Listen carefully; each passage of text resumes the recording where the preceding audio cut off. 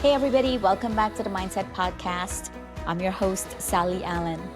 And today we are going to bust one of the biggest myths in leadership, that culture just happens.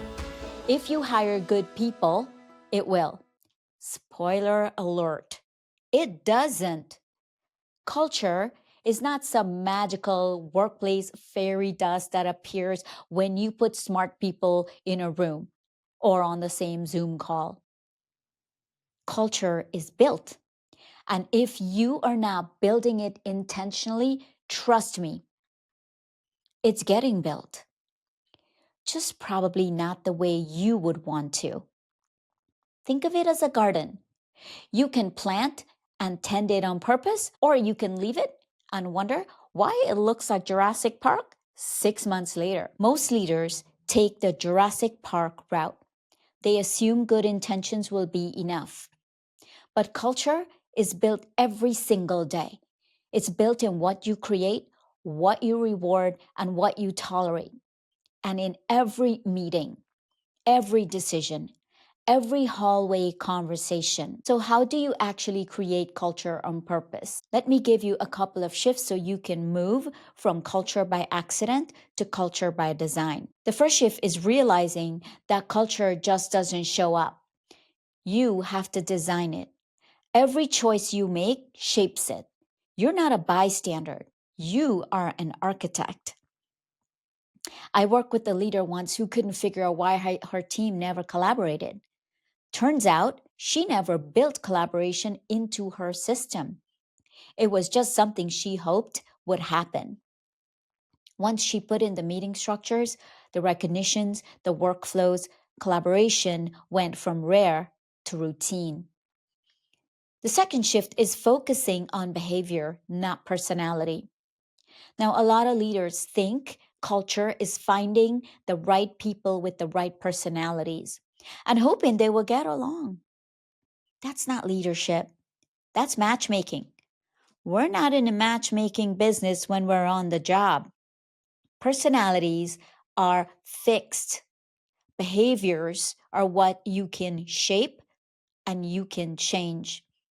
Your job isn't to make sure everyone becomes best friend. Your job is to define the actions that matter most for success. What does accountability look like here? What does collaboration actually means in your world? Once you define it, you can reward it. And bad behavior will be easy to spot. Culture gets strong when actions line up, not when personality lines up. The third shift is choosing clarity over consensus.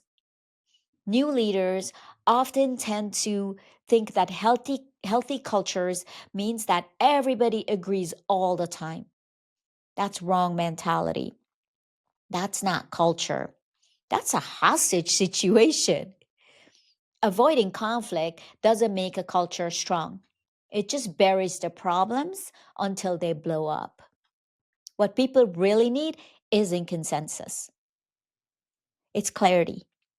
They need to know the priorities, the expectations, and how decisions are made. People don't have to love every choice you make. They just have to understand it. And the last shift, you don't manage culture. You model it. This is where a lot of leaders go wrong. Companies, they put cultures in place, they put their values in place, and upper management fail to model it. When upper management fails to model it, guess what? That's what ripples down to the rest of the team. This is where many leaders get it wrong. They try to manage the culture with policies and pep talks, and their own behavior says the opposite. Here's the truth. You can't delegate culture. You can't outsource culture. You have to live it. If you want accountability, you show it in how you follow through on your own mistakes. If you want trust, you extend it first. If you want collaboration, you actually jump in and you collaborate. People don't copy what you say, they copy what you do. All right, let's land this plane for a quick recap. Culture doesn't show up on its own, you design it. Focus on behaviors, not personalities. Choose clarity, not consensus. And most importantly, model it, don't just manage it. The bottom line is culture isn't something that just happens to your team, it's something you create with your team. Every interaction either builds the culture you want or accidentally builds one that you don't want. You can't control personalities, but you can shape behaviors. You can't eliminate conflicts, but you can make it productive. And you definitely can't sit there and wait for culture to magically appear. Build it on purpose. Well, friends, for today, that's a wrap. If this hits home for you or it sparks something in you, come join me on Instagram and YouTube. And today, I'll leave you with this. If you change your mindset, you can change your life. Have an amazing day, and I'll see you in the next episode.